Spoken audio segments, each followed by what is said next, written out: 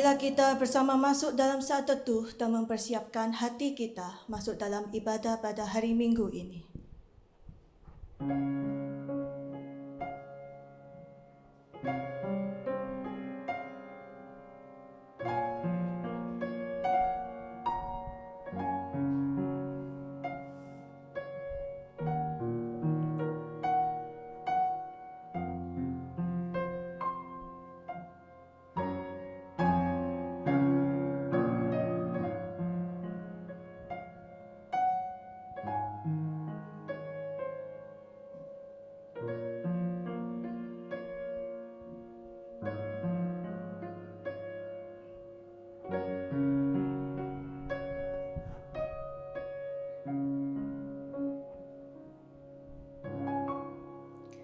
Kebaktian ini dibuka dalam nama Allah Bapa, Putra dan Roh Kudus. Amin. Mari kita bersama memujikan Besar Setiamu.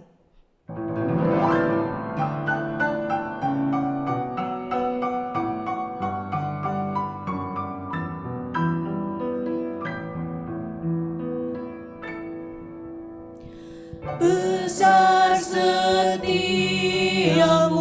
Allah Bapa-Ku, besarlah kasih-Mu yang melimpah.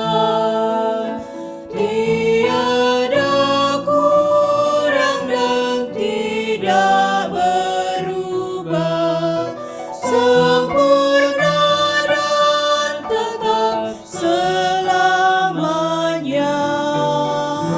Besar setiamu, besar setiamu, tiap pagi berikan rahmat baru. Segala yang ku perlu Kau sediakan. Besar setiamu kepadaku. Musim pun berganti, musim apapun, hari pun berganti, hari baru. Musim pun berganti, musim apapun, hari pun berganti, hari baru.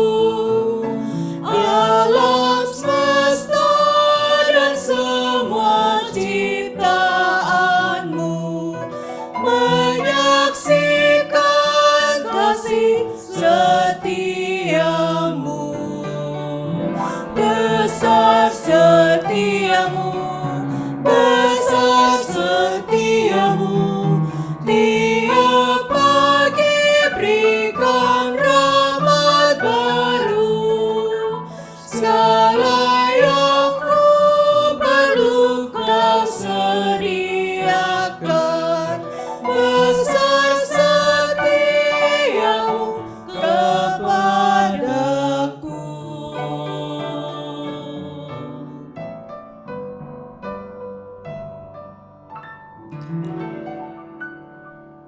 Mari bersama kita berdoa.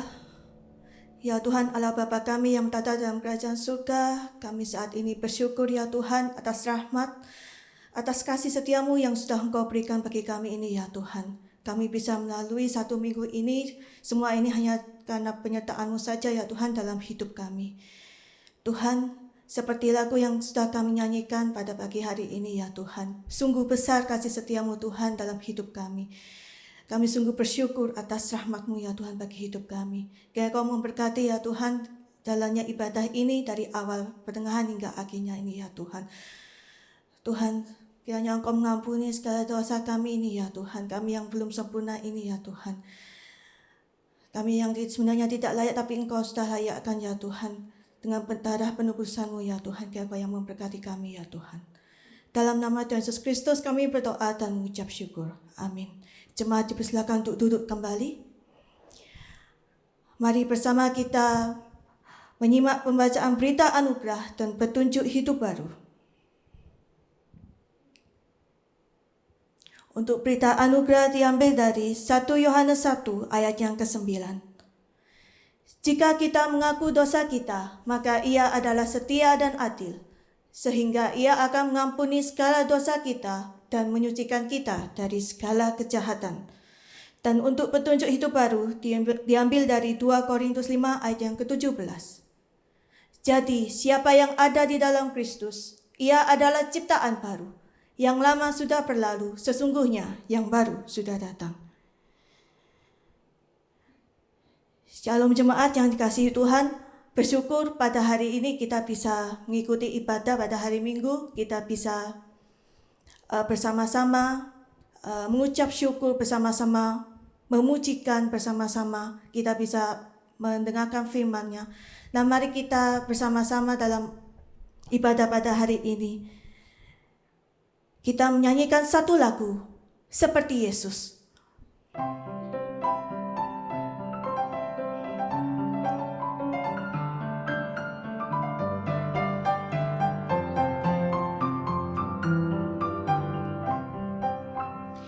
Seperti Yesus yang penuh rahmat, yang lemah lembut dan rendah hati, ku mau tinggikan Tuhanku yang mulia, ku dikuduskan taat perintah-Mu.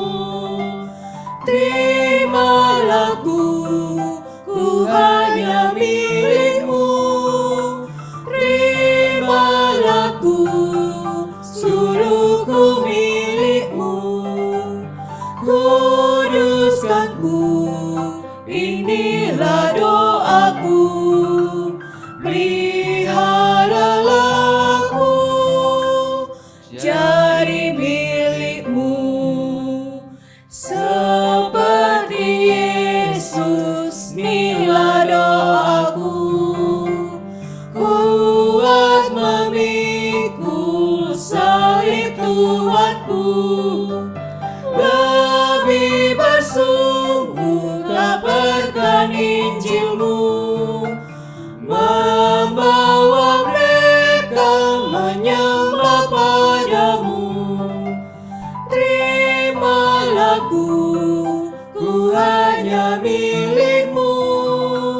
Terimalah ku, suruhku milik-Mu. Kuduskan ku, inilah doaku.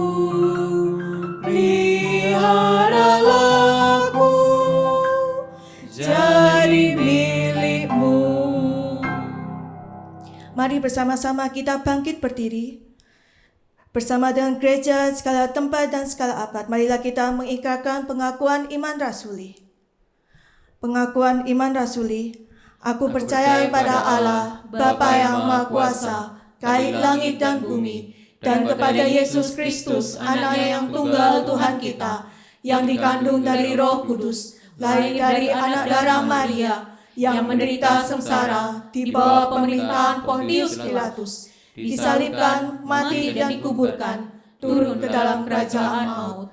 Pada hari yang ketiga, bangkit pula dari antara orang mati, naik ke surga, duduk sebelah kanan Allah, Bapa yang Maha Kuasa, dan dari sana Ia akan datang untuk menghakimi orang yang hidup dan yang mati.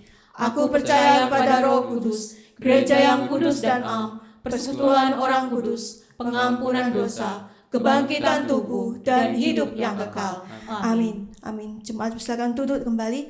Marilah kita bersama menyimak bacaan pertanggapan pada hari ini yang diambil dari Katekismus Heidelberg, bagian yang kedua, kelepasan manusia, minggu ke-28, perjamuan kudus.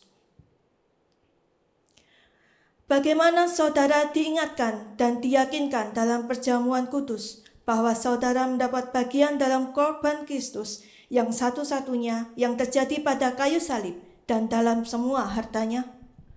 Kristus telah memerintahkan saya dan semua orang percaya supaya makan dari roti yang dipecah-pecahkan dan minum dari cawan, agar perbuatan itu menjadi peringatan akan Dia. Dia menambahkan janji-janji ini.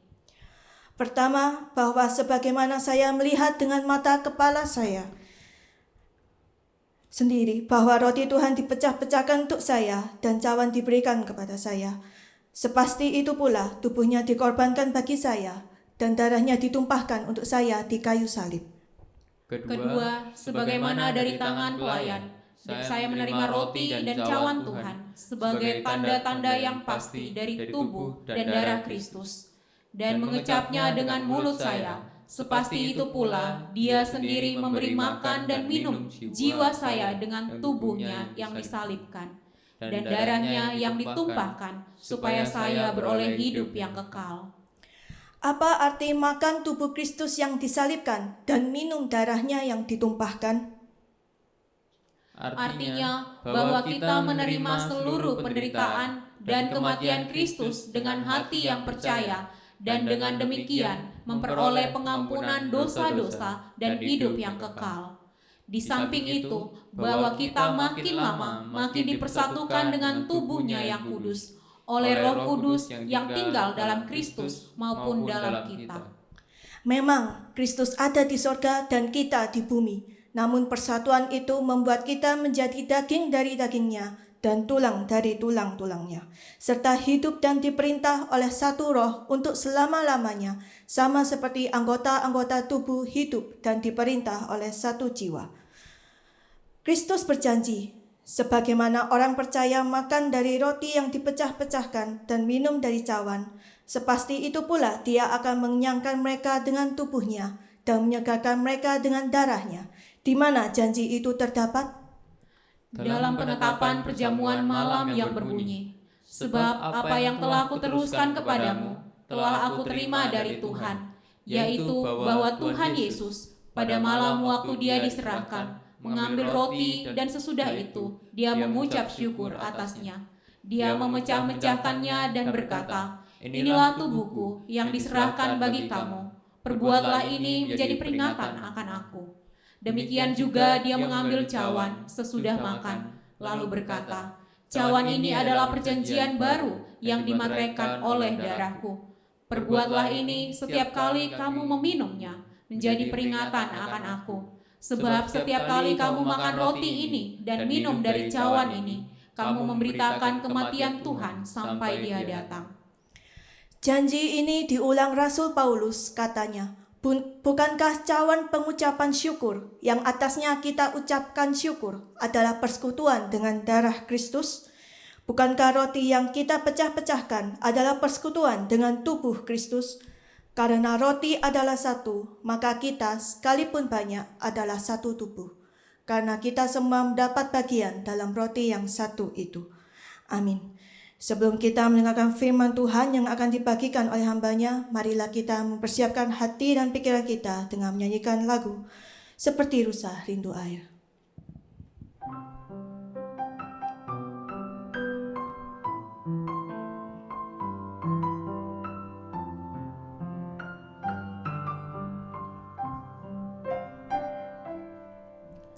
Seperti rusa rindu sungaimu, jiwaku rindu Engkau.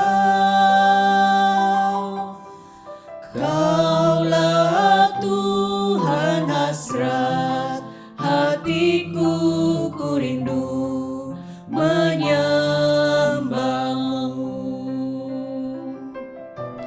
Engkau kekuatan dan perisaiku, kepadamu rohku berserah.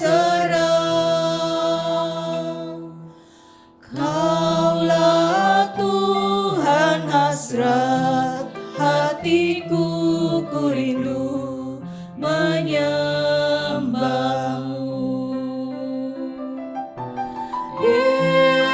Yesus, Yesus, Kau berarti bagiku. Yesus, Yesus, Kau segalanya bagiku.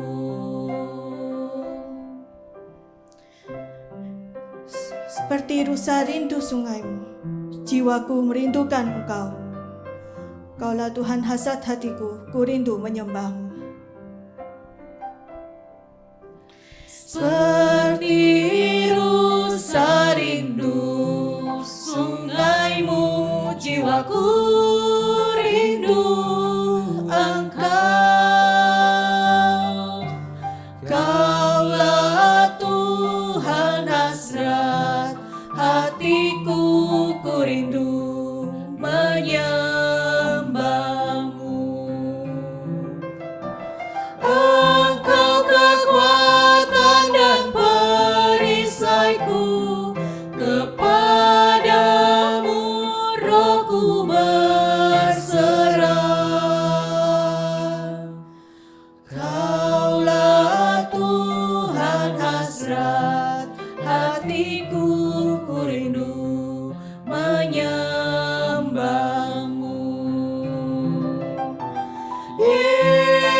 Yesus, Yesus, Kau berarti bagiku.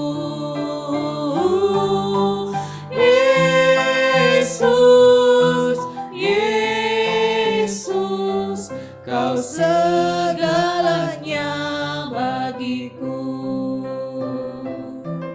Kau segalanya bagiku.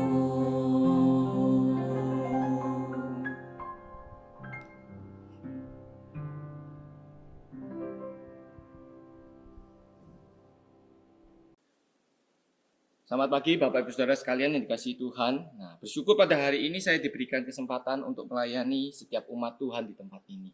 Sebelum kita mendengarkan firman Tuhan, mari kita berdoa terlebih dahulu.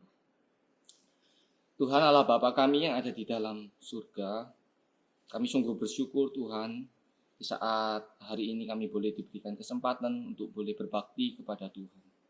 Tuhan, ketika kami datang berbakti, meskipun tidak harus di dalam gedung gereja, kami sungguh bersyukur Tuhan, Kau masih mengizinkan kami sama keluarga kami di tempat ini, kami boleh berbakti kepada Tuhan. Mengingat betapa baiknya kebaikan Tuhan di dalam kehidupan kami, dan kami keluarga bisa mensyukuri akan hal itu. Tuhan, ketika firman Tuhan itu disampaikan kepada setiap kami, kiranya kami boleh mendengarkannya dengan baik, dan kami melakukannya di dalam kehidupan kami. Kami sungguh bersyukur atas kesempatan ini. Kami menyerahkan jalannya ibadah pada pagi hari ini. Kami menyerahkan jalannya pemberitaan firman Tuhan ini kepadamu Tuhan. Kami menyerahkan segala sesuatunya ke dalam tangan. Di dalam nama Tuhan kami Yesus Kristus kami berdoa. Amin. Bapak Ibu Saudara sekalian dikasihi Tuhan, pada pagi hari ini saya diberikan tema sahabat buruk vs sahabat baik. Toxic vs godly friend. Nah, ada beberapa firman Tuhan yang menjadi landasan kita. Mari kita membukanya dari Amsal 18 ayat 24, Amsal 22 ayat 24 sampai 25, 1 Korintus 15, 33. Saya akan membacakan buat Bapak Ibu Saudara sekalian dan saya akan menambahkannya juga dari Efesus 5 ayat 1 sampai 7. Amsal 18 ayat 24 berkata demikian, ada teman yang mendatangkan kecelakaan, tetapi ada juga sahabat yang lebih karib daripada seorang saudara. Amsal 22 ayat 24 sampai 25, jangan berteman dengan orang yang lekas gusar. Jangan bergaul dengan seorang pemarah, supaya engkau jangan menjadi biasa dengan tingkah lakunya. 1 Korintus 15 ayat 33, janganlah kamu sesat, pergaulan yang buruk merusakkan kebiasaan yang baik. Nah, mari kita membuka juga dari Efesus 5 ayat 1 sampai 7. Sebab itu jadilah penurut-penurut Allah seperti anak-anak yang kekasih dan hiduplah di dalam kasih sebagaimana Kristus Yesus juga telah mengasihi kamu dan telah menyerahkan dirinya untuk kita sebagai persembahan dan korban yang harum bagi Allah.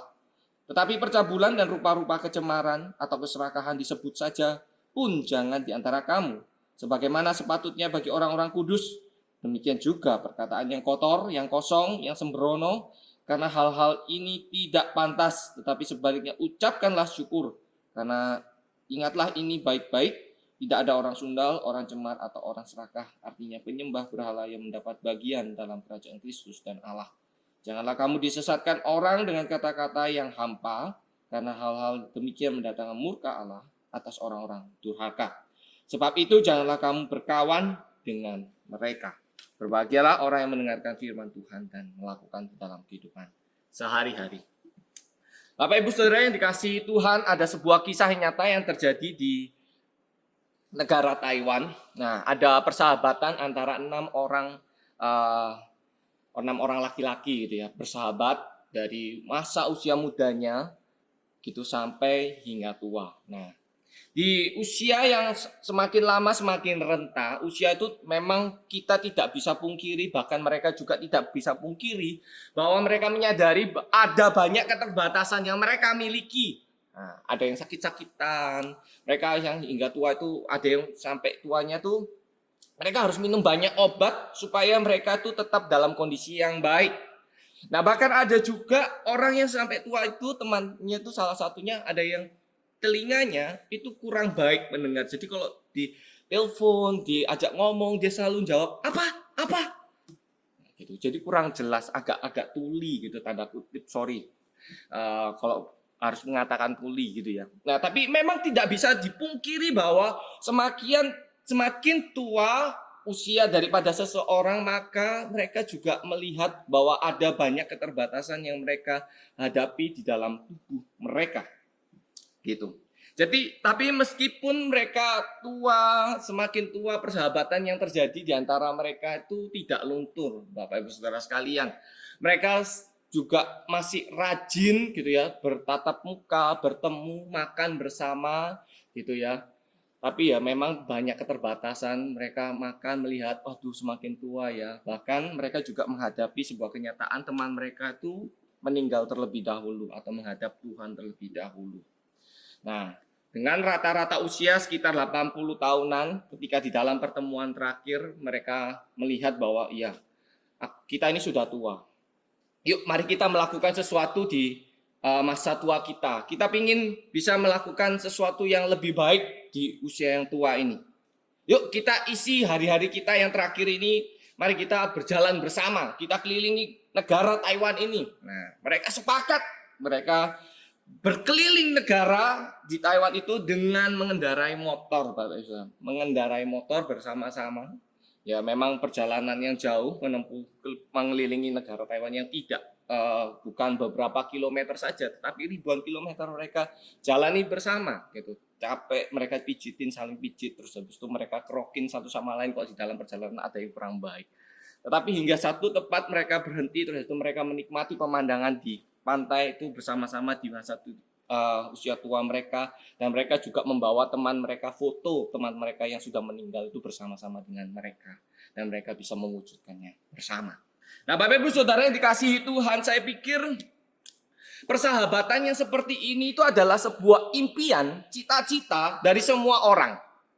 Bahkan kita yang ada di tempat ini tuh berpikir juga demikian. Kalau bisa kita punya teman yang seperti itu, sampai kita tua mereka juga ada tetap bersama dengan kita. Mereka baik dengan kita, bahkan kita bisa menjalani kehidupan ini secara bersama-sama. Kita ingin memiliki sebuah persahabatan yang baik sampai masa tua kita. Namun kenyataan itu berbicara terbalik, Bapak Ibu Saudara sekalian. Kita seringkali menemukan teman-teman itu tidak seperti yang dikisahkan tadi. Jadi kita menemukan ada banyak teman yang kita miliki itu tidak seperti yang saya kisahkan tadi. Gak ada teman yang bisa sampai tua terus habis itu tetap baik, tetap menjalin hubungan yang baik di dalam relasi pertemanan yang kita miliki. Kita seringkali akhirnya menemui bahwa pertemanan yang kita miliki itu seringkali bukan pertemanan yang sehat, tidak sehat, atau bahkan teman yang kita miliki itu tanda kutip menjadi parasit di dalam kehidupan kita. Namun firman Tuhan pada pagi hari ini itu mengingatkan kepada setiap kita. Supaya setiap jemaat itu memiliki pergaulan yang baik. Nah, supaya menjadi terang di dalam dunia. Mengingatkan. Jadi firman Tuhan pada hari ini mengingatkan kepada setiap kita supaya jemaat itu memiliki pergaulan yang baik. Karena pergaulan yang baik itu akan menolong kita. Terus habis itu dan kita diminta untuk bisa menjadi terang di dalam dunia. Nah, oleh sebab itu mari kita melihat apa itu sahabat baik, sahabat buruk gitu. Nah, Bapak Ibu Saudara sekalian yang dikasihi Tuhan, memang kita tidak mudah untuk bisa menentukan seperti apa sahabat yang baik, seperti apa sahabat yang buruk, gitu loh ya. Seringkali kita itu memberikan banyak pertimbangan terhadap orang-orang yang kita anggap sebagai teman kita. Nah, kita harus menyadari bahwa kita ini punya keterbatasan. Misalnya, kita ini adalah seorang yang introvert. Kita orang yang introvert, tentu kita tuh sulit untuk bisa punya banyak relasi teman gitu. Nah, syukur-syukur kalau ada satu teman yang cocok dengan kita, yang ngomong dengan kita, terus habis itu kita akan berusaha untuk mempertahankan teman tersebut. Jadi kalau ya nggak tahu teman itu baik atau nggak baik gitu ya. Misalnya ya syukur-syukur kalau baik. Kalau nggak baik ya kita, karena kita introvert, kita sulit untuk berbicara sama orang ya, teman yang tidak baik itu jadi teman kita. Nah, kita sulit untuk melepaskan dia. Nah, mungkin ada faktor yang lain yang menjadi pertimbangan kita. Karena teman ini itu banyak menolong kita. Jadi kita sungkan gitu, sungkan sama dia. Gitu. Jadi ya karena dia sering menolong, kita anggap dia selalu baik. Padahal yang dia lakukan itu tidak selalu itu baik gitu. Hanya karena dia memberi, terus habis itu kita tidak bisa memberikan penilaian kepada dia. Itu sebagai orang yang tidak baik gitu. Ada batasan-batasan. Nah, Bapak Ibu Saudara sekalian, tetapi terlebih daripada itu, firman Tuhan itu ngomong sama kita. Memang di dalam dunia ini ada dua macam orang. Nah, Amsal 18 ayat 24 itu tadi sudah menolong kepada kita, menjelaskan bahwa ada di dalam dunia ini ada dua macam manusia. Amsal 18 ayat 24 berkata demikian. Ada teman yang mendatangkan kecelakaan, tetapi ada juga sahabat yang lebih karib daripada saudara. Nah, sehingga kita bisa melihat memang di dalam dunia ini ada dua macam orang, Bapak Ibu Saudara sekalian. Ada teman yang mendatangkan kecelakaan, ada juga teman yang bisa kita katakan layaknya sebagai seorang saudara. Jadi memang di dalam dunia yang kita hadapi ini ada dua macam orang yang akan kita temui, gitu loh. Kalau boleh saya katakan ini sama sesuai dengan judul yang diberikan kepada saya, yaitu sahabat baik dan sahabat buruk. Memang ada di dalam dunia ini ada sahabat yang baik, ada yang sahabat yang buruk. Nah, tetapi kalau boleh saya definisikan secara pribadi gitu ya, sahabat baik itu adalah anak-anak Tuhan. Anak-anak Tuhan, orang yang sudah mengenal Tuhan dan hidup di dalam Tuhan. Nah, sahabat buruk itu adalah anak-anak dunia. Orang yang belum kenal Tuhan dan hidup menurut cara pandangnya sendiri. Cara pandang dia sendiri gitu ya. Nah, Bapak Ibu Saudara sekalian, sahabat baik, sahabat buruk, demikian yang saya definisikan. Mari kita melihat di dalam Efesus 4 sama 5 itu akan menolong kita. Seperti apa anak-anak yang baik, anak-anak yang kurang baik gitu ya. Sahabat yang baik, sahabat buruk. Yang dijelaskan di dalam Efesus 4 sama Efesus 5 itu sebagai anak dunia dan anak Tuhan. Kalau anak dunia itu dikatakan di dalam Efesus ini, dia belum kenal Tuhan. Dia belum kenal Tuhan. Nah, hidup di dalam percabulan. Ada hawa nafsu yang menguasai hidupnya. Nah, ini anak-anak dunia. Nah, terus habis itu ada hidup di dalam kecemaran. Hidupnya tidak bersih, banyak kecemaran yang ia lakukan. Hidup di dalam keserakahan. Serakahan dekat erat sama hawa nafsu juga. Serakah, mungkin tidak puas dengan apa yang dia miliki. Dia berusaha untuk terus lebih. Tetapi bagaimana caranya yang ia melakukan? Dia bisa menghalalkan segala cara. Dan ada banyak perkataan kotor itu keluar dari dirinya. Nah, itu adalah anak-anak dunia. Nah, demikian juga Tuhan membedakan anak dunia dengan anak Tuhan. Anak Tuhan itu adalah anak yang sudah mengenal Tuhan dan dikatakan sebagai manusia yang baru. Dan hidup di dalam kasih. Hidup dalam kasih. Terus habis itu menjadi peniru Kristus. Penurut-penurut Allah. Anak-anak Allah. Menjadi terang. Dan dikatakan demikian. Terus habis itu hidup bijaksana sesuai dengan kehendak Tuhan.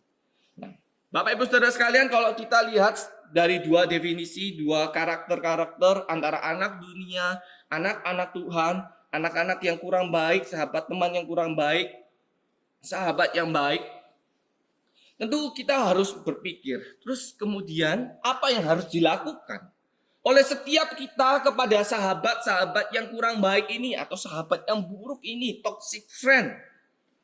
Firman Tuhan di dalam Efesus 5 ayat 7 itu berkata demikian, sebab itu janganlah kamu berkawan dengan mereka.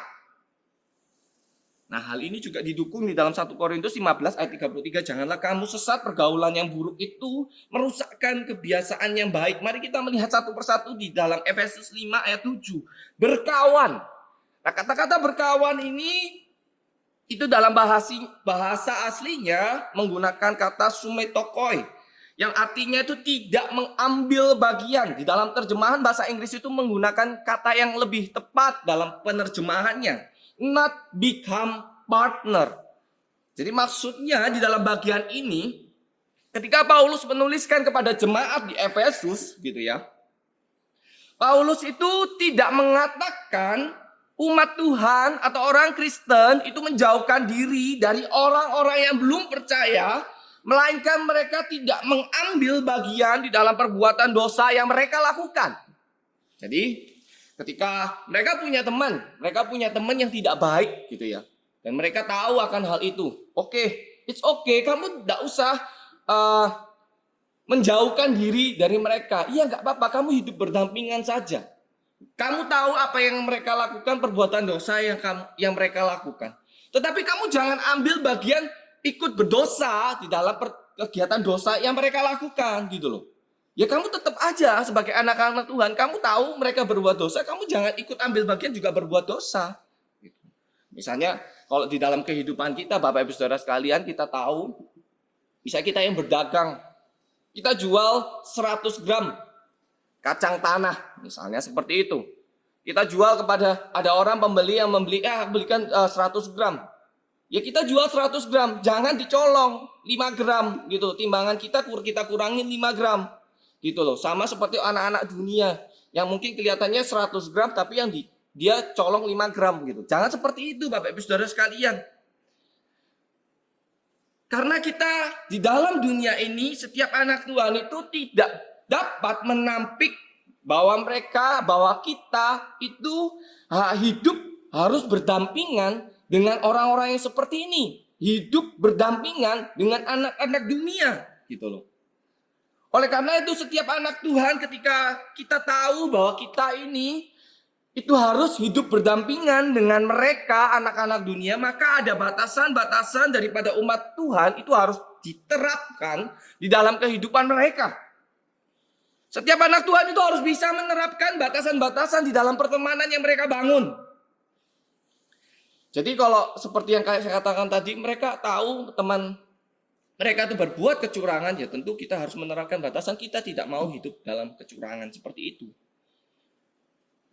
Oleh karena itu di dalam 1 Korintus 15 ayat 33, Tuhan itu dengan baik menjelaskan kepada kita. Karena pergaulan yang buruk itu akan merusak kebiasaan yang baik. Karena Tuhan itu tahu, kalau kita sebagai manusia itu terus bergaul dengan teman-teman kita yang buruk, kita bukannya tambah menjadi baik, Bapak Ibu Saudara sekalian, tetapi kita akan semakin lama semakin dekat dengan kehidupan yang buruk. Kita akan terseret ke arah yang salah, bukan kepada arah yang benar.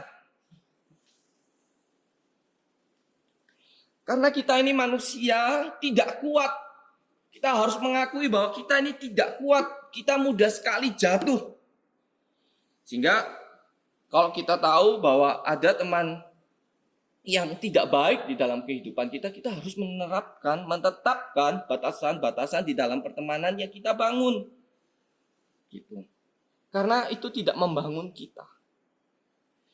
Jadi mari Bapak Ibu Saudara sekalian, kalau kita lihat ada teman-teman yang kurang baik, kita harus tetapkan batasan-batasan. Kita tidak mencampakkan dia, tetapi kita tetap menjalin relasi dengan adanya batasan-batasan yang jelas di dalam pertemanan yang kita miliki.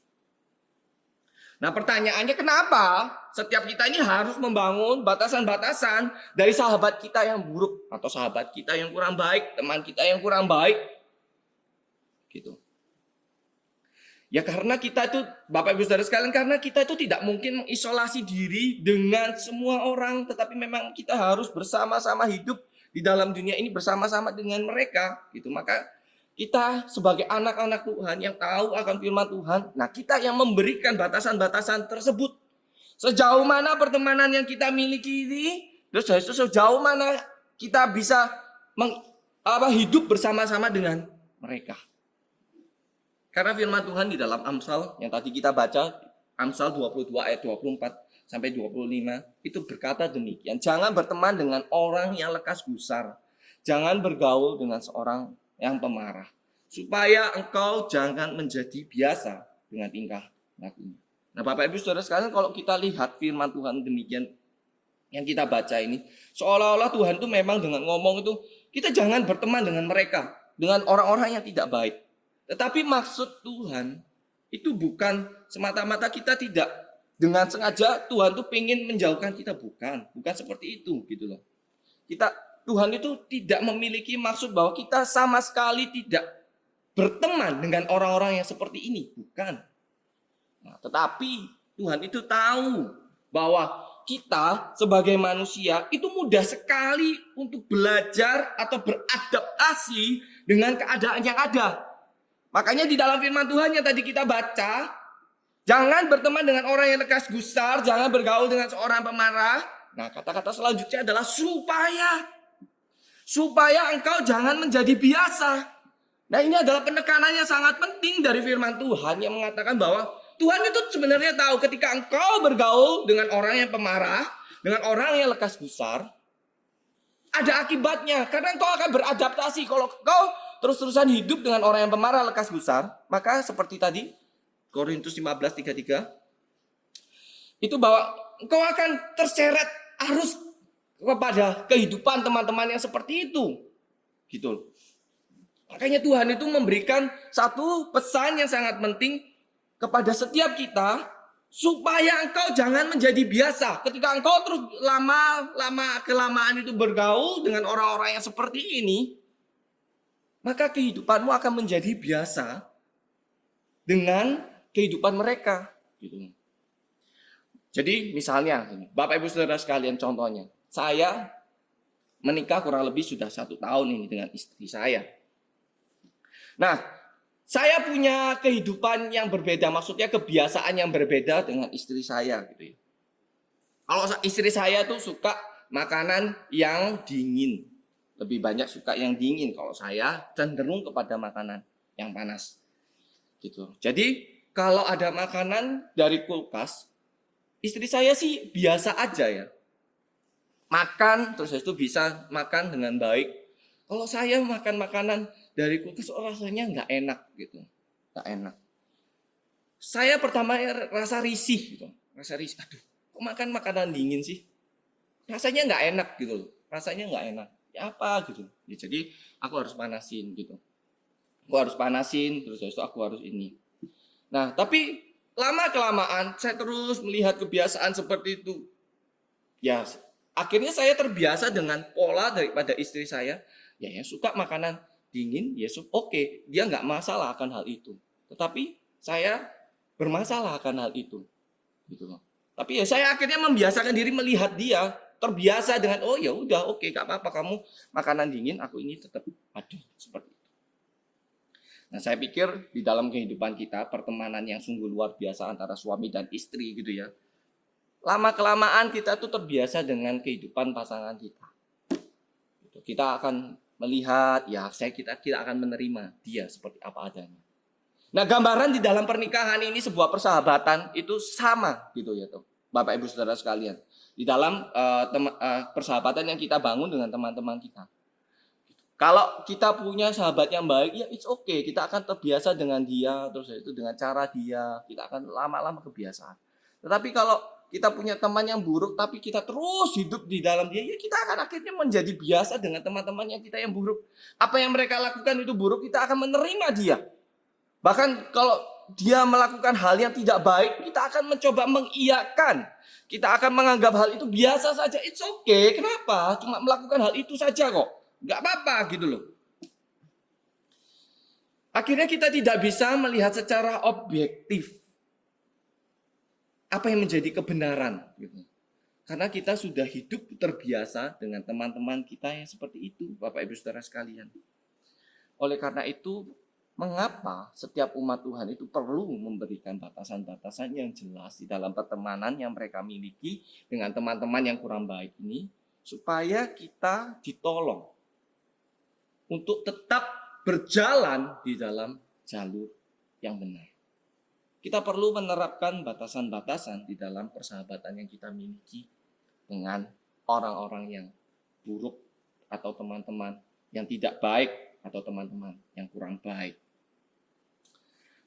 Nah, teman-teman, Bapak, Ibu, Saudara sekalian yang dikasihi Tuhan, kalau gitu gimana sekarang caranya? Bagaimana caranya kita menunjukkan sikap kita kepada sahabat kita yang kurang baik atau sahabat yang buruk gitu.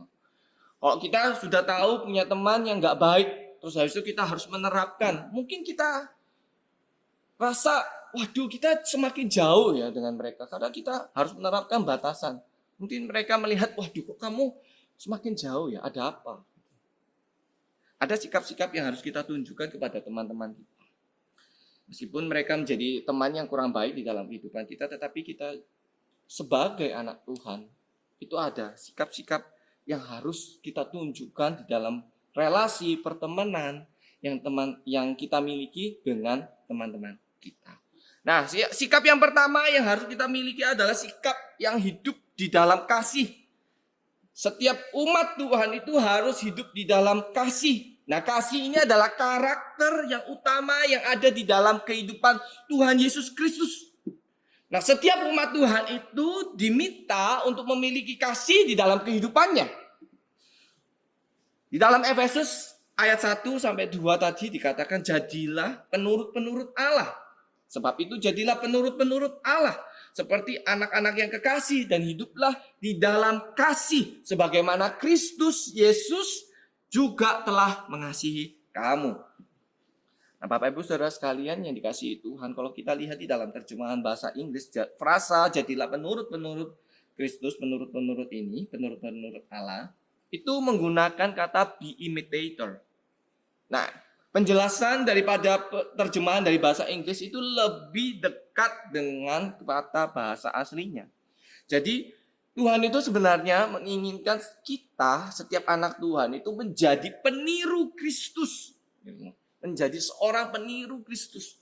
Jadi di dalam kehidupannya, pikirannya, dan tingkah lakunya, manusia yang baru itu berusaha untuk hidup sesuai sama seperti Kristus Yesus lakukan.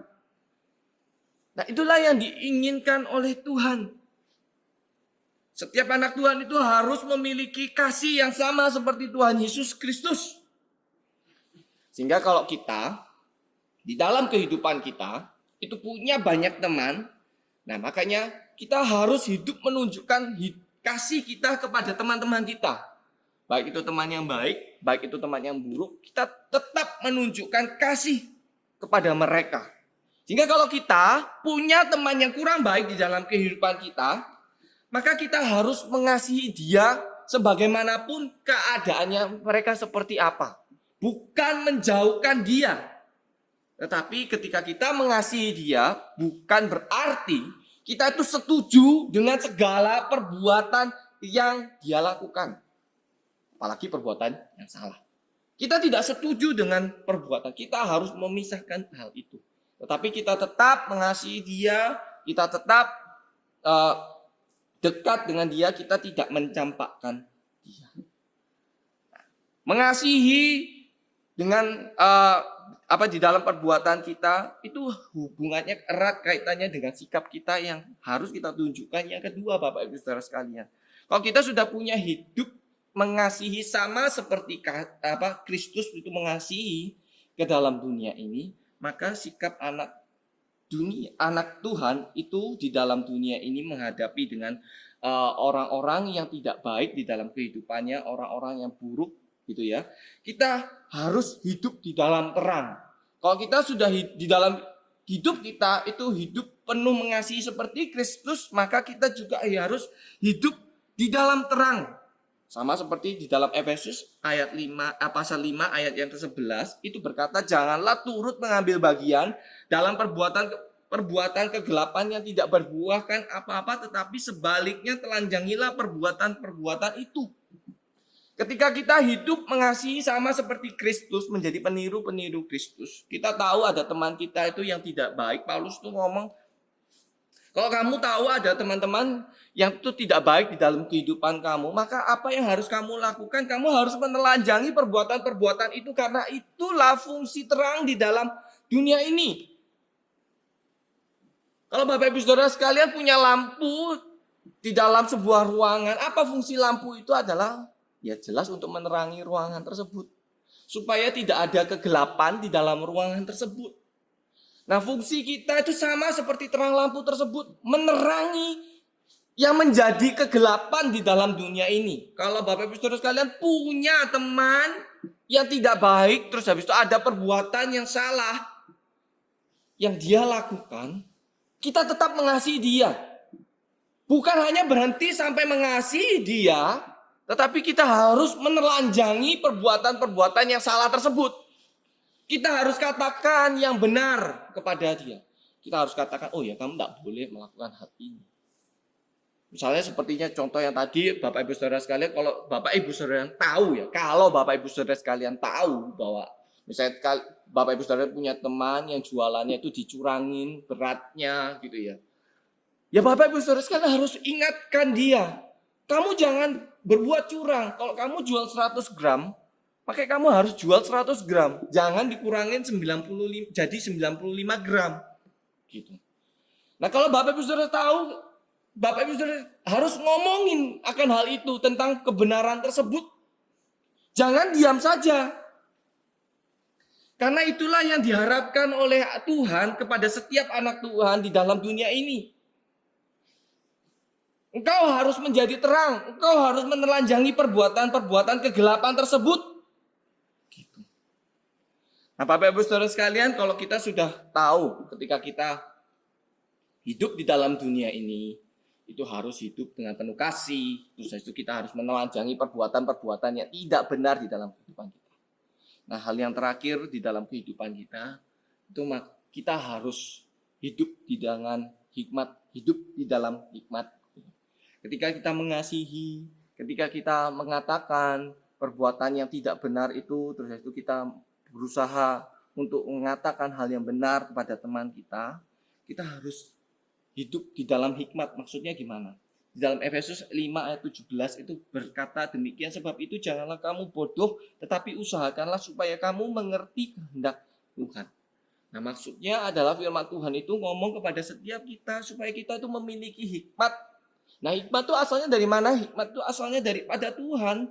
Sehingga kita harus memintanya kepada Tuhan. Oleh karena itu setiap anak Tuhan itu perlu memiliki relasi yang dekat dengan Tuhan. Sehingga setiap anak Tuhan itu tahu apa yang menjadi kehendak Tuhan di dalam kehidupannya. Nah, ini erat kaitannya dengan hidup mengasihi, hidup itu mengatakan kebenaran. Memang tidak mudah hidup mengasihi, terus itu berusaha untuk mengatakan perbuatan yang benar, mengatakan hal yang benar di dalam kehidupan kita. Itu memang tidak mudah. Oleh karena itu kita perlu hikmat daripada Tuhan untuk bisa tahu gimana sih caranya kita ngomong kepada teman kita yang tidak baik ini, yang berbuat curang, terus habis itu kita harus ngomong supaya kita mengatakan kebenaran di dalam kehidupannya. Itu kadang-kadang itu sulit, Bapak Ibu Saudara sekalian. Oleh karena itu kita perlu hikmat untuk mengatakannya kepada teman kita itu. Makanya kita perlu minta tolong sama Tuhan. Supaya kita ditunjukkan caranya bagaimana kita ngomong dengan tepat, waktu yang tepat, situasi yang tepat. Ngomongin tentang kebenaran tersebut kepada teman kita yang tidak baik tersebut. Gitu. Sehingga teman-teman kita ini yang kurang baik ini bisa lihat kebenaran di dalam kehidupan kita.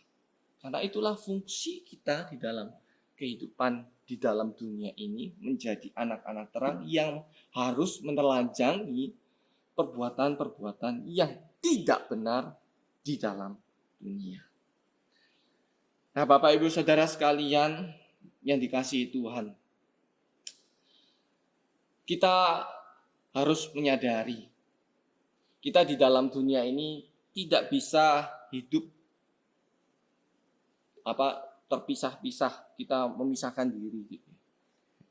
Kita harus menyadari bahwa kita akan bersentuhan dengan orang-orang seperti ini. Ada orang-orang yang baik, ada orang yang buruk. Dan kita juga akan bersentuhan dengan orang-orang yang tidak baik, yang buruk, yang toksik, yang meracuni. Tetapi ketika kita punya relasi dengan orang-orang yang tidak baik di dalam kehidupan kita, mari kita melihat dari kacamata Tuhan, supaya setiap kita ini itu tetap mengasihi orang-orang seperti ini. Nah, kita harus menjadi terang bagi dia. Mintalah hikmat kepada Tuhan, supaya kita bisa menolong orang-orang yang tidak baik ini untuk bisa berjalan di dalam terang Tuhan. Nah, kita juga bersyukur kalau kita juga punya teman-teman yang baik di dalam kehidupan kita. Ketika kita mempunyai teman-teman yang baik di dalam kehidupan kita, mari kita sama-sama yang punya teman di dalam golongan komunitas yang baik-baik ini, kita sering untuk bertemu, kita berbicara tentang Allah, apa yang Tuhan sudah kerjakan di dalam kehidupan kita. Karena komunitas yang baik ini terus akan memberikan kekuatan di dalam kehidupan kita ketika kita menjalani kehidupan yang tidak baik di dalam dunia ini. Nah, teman-teman yang baik ini akan memberikan kekuatan bagi kita, membangun kita secara kerohanian. Dan ketika kita dibangun, kita juga akan menolong, kita akan bersentuhan dengan orang-orang yang baik, dan kita akan juga berusaha menolong mereka supaya mereka juga bisa merasakan hal yang baik di dalam kerohanian mereka, supaya mereka bisa kenal Tuhan, mereka bisa terbangun rohaninya oleh karena kehidupan kita.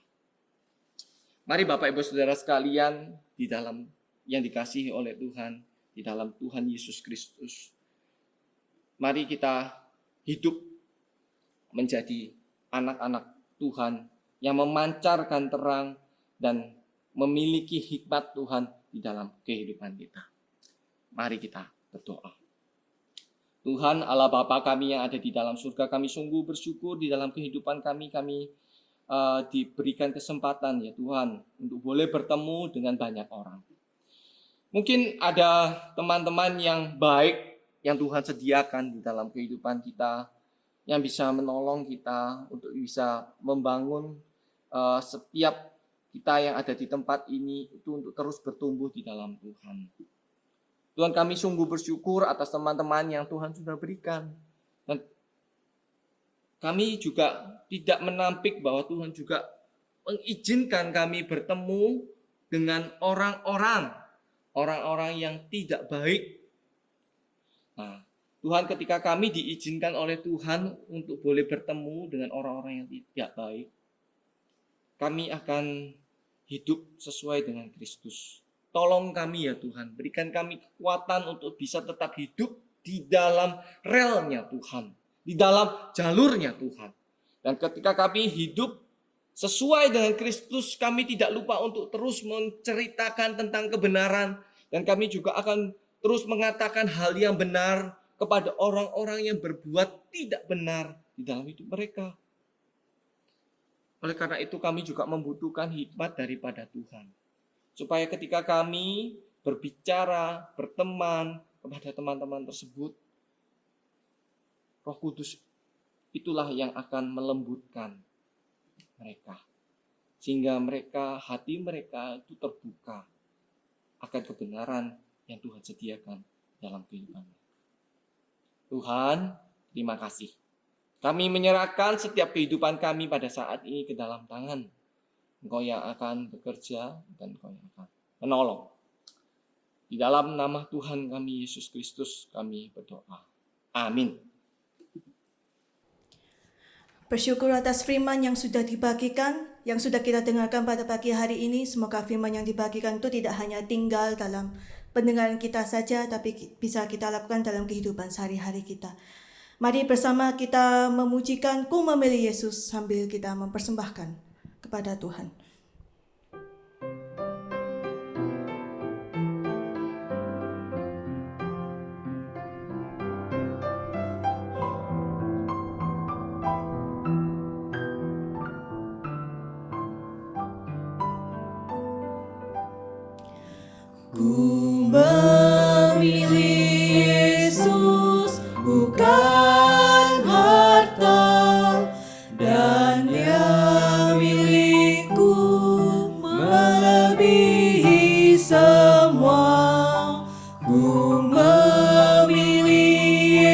Yesus, bukan ladang. Biar tangannya yang menuntunku,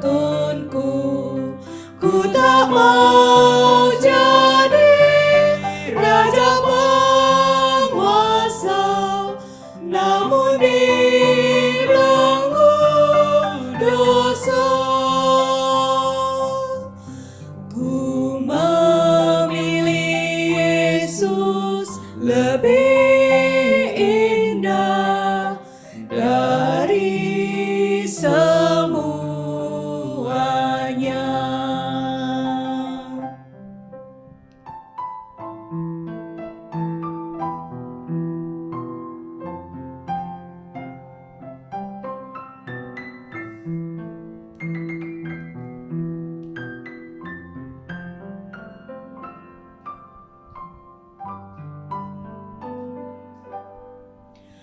Ku memilih Yesus lebih mulia, setia padanya dan puaskan hatinya. Ku memilih Yesus lebih indah dan muliakannya penuh setia.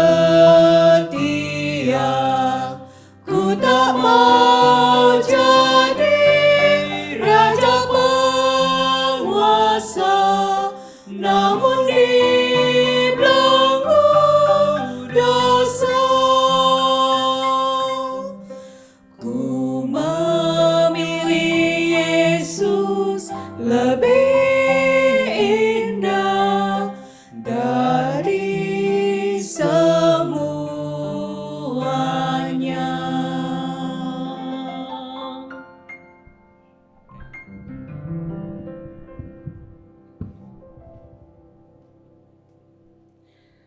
Mari kita berdoa.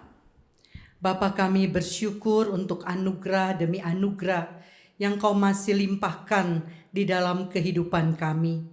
Di dalam setiap saat-saat dan dalam setiap keadaan yang sulit atau apapun, kami masih boleh tetap merasakan cinta kasih Tuhan, anugerah Tuhan, kasih karunia Tuhan bagi setiap kami.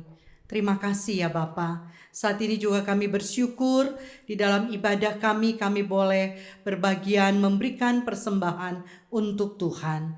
Kami menyadari bahwa setiap apa yang ada pada kami semua juga berasal daripada Tuhan. Dan jikalau hari ini kami boleh memberikan apa yang telah kami berikan, itu adalah semua sebagai ungkapan syukur oleh karena kemurahan, oleh karena kasih karunia-Mu bagi setiap kami. Biarlah persembahan yang boleh kami kumpulkan boleh dapat dipakai dan dikelola dengan baik untuk mengembangkan pekerjaan Tuhan, khususnya di gereja Tuhan di GKA Gracia Gatotan. Terima kasih untuk para majelis yang bertanggung jawab untuk mengelola. Biarlah semua dapat dikelola dengan baik untuk hormat dan kemuliaan bagi Tuhan. Dan berkatilah tangan-tangan yang sudah memberi, agar sungguh-sungguh ya Tuhan, setiap pemberian yang diberikan itu boleh menyenangkan hati Tuhan. Bagi setiap kami yang mungkin belum sempat untuk memberi, Tuhan juga tahu segala kondisi keadaan kami. Biarlah Tuhan juga boleh melihat hati kami yang rindu dan hati kami yang mau berterima kasih kepada Engkau. Terima kasih Bapa, sekali lagi bersyukur untuk berkat-Mu yang sudah kami terima melalui pekerjaan, melalui usaha kami, dan terima kasih apa yang kami boleh berikan. Kami berikan untuk hormat dan kemuliaan bagi nama Tuhan. Saat ini ya Bapa, kami juga mau berdoa dan menyerahkan ya Tuhan untuk jemaat kami. Khususnya kami mau mendoakan untuk jemaat lansia. Di saat-saat seperti ini, jemaat lansia banyak yang mengalami banyak hambatan untuk beribadah secara online. Tuhan, kami berdoa biarlah Tuhan menjadi penghibur, kekuatan bagi mereka. Ketika mereka tidak bisa ibadah secara online, mereka boleh membaca, mendengar firman di rumah mereka masing-masing, melalui Alkitab mereka masing-masing. Dan biarlah Roh Kudus yang menghibur dan menuntun mereka. Kami juga berdoa untuk para lansia kami yang saat ini juga sedang lemah tubuh, menghadapi banyak kekhawatiran, menghadapi banyak juga persoalan. Tuhan, kiranya Engkau melawat mereka satu persatu. Engkau memberikan kekuatan, memberikan pengharapan, memberikan kesabaran untuk mereka boleh menghadapi banyak kesulitan itu hanya dengan memandang dan mengandalkan Tuhan. Terima kasih Bapa. Kami juga berdoa buat jemaat Tuhan yang sampai saat ini masih terus aktif di tengah-tengah pekerjaan usaha. Biarlah Tuhan terus memberkati, memberi kekuatan, memberi kesehatan tiap jemaat kami yang di dalam usaha, pekerjaan mereka yang setiap hari harus keluar rumah dan harus bekerja. Kiranya Tuhan juga beri kekuatan, beri kesehatan yang baik. Kami doakan juga jemaat kami yang mengalami dampak dari COVID-19 ini, sehingga perekonomian juga menjadi berkurang dan menjadi banyak kebutuhan yang tidak terpenuhi. Kami juga doakan biarlah dengan anugerah Tuhan, Tuhan akan tolong mencukupi dan tolong memberikan apa yang dibutuhkan oleh setiap jemaat kami. Kami doakan juga untuk seluruh jemaat kami supaya Tuhan Engkau menjauhkan kami juga dari segala virus-virus yang jahat, dan biarlah dengan anugerah Tuhan Engkau memberikan kami kesehatan yang baik. Terima kasih Bapa, kami juga masih tetap mendoakan dan terus mendoakan untuk kondisi negeri ini, untuk kondisi dunia ini di tengah-tengah pandemi COVID-19. Biarlah hanya anugerah Tuhan, hanya dengan anugerah Tuhan kami boleh menghadapi era new normal, di mana kami harus kembali lagi beraktivitas dan harus berhadapan dengan virus-virus yang ada. Kami hanya mohon kiranya Tuhan yang akan menopang, menolong, melindungi, menjaga kami. Kami juga berdoa untuk pemerintah, bangsa kami. Biarlah Tuhan juga beri hikmat, kekuatan, kemampuan untuk mereka bisa bagaimana mengatasi saat-saat seperti ini. Kami tahu tidak mudah, tetapi kami percaya Engkau yang akan memberikan mereka anugerah untuk mereka boleh mengatasi, baik di daerah, baik di pusat, baik di mana-mana, supaya pandemi ini, masa-masa yang sulit ini bisa dilalui dengan baik. Terima kasih Tuhan. Kami juga doakan gereja-gereja Tuhan di mana saja.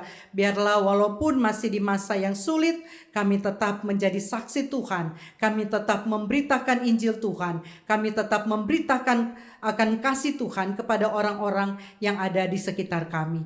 Terima kasih Bapa. Inilah doa kami, inilah syafaat kami. Di dalam nama Tuhan Yesus kami berdoa. Amin.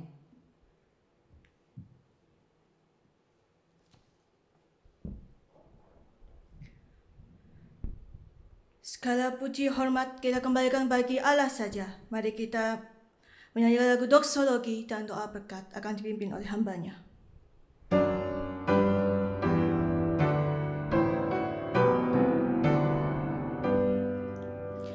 Puji Allah Bapa Putra, puji Allah Roh Kudus, ketiganya yang esa.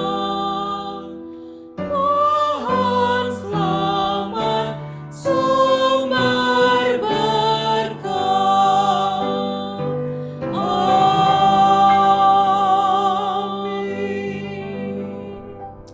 Jemaat yang dikasihi oleh Tuhan, pulanglah dalam damai sejahtera Tuhan.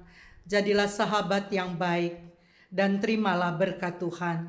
Kiranya kasih karunia dari Tuhan Yesus Kristus, kasih kekal dari Allah Bapa, persekutuan, kekuatan, penghiburan dari Allah Roh Kudus menyertai saudara-saudara sekalian sekarang dan sampai selama-lamanya. Amin.